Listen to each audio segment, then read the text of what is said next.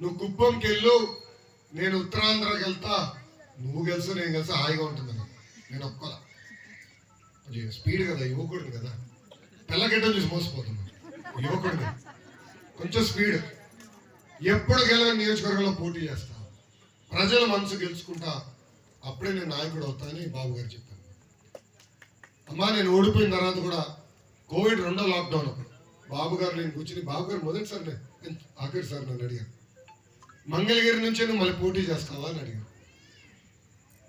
రెండో ఆలోచనే లేదు, నేను మంగళగిరి నుంచే పోటీ చేస్తానని చెప్పాను. మొన్న పార్టీలో కొంతమంది పెద్దలు 2 సీట్లు పోటీ చేయమన్నారు. నేను 2 సీట్లో నేను పోటీ చేస్తే నైతికంగా మంగళగిరిలో నేను ఓటు ఒప్పుకునే వ్యక్తి అవుతాను. మంగళగిరి ప్రజలు లోకేష్ తేల్చుకోవాల్సిన అవసరం ఉంది. మంగళగిరిలోనే పోటీ చేస్తా, ఇక్కడ పసుపు జెండా ఎక్కిరేస్తాను.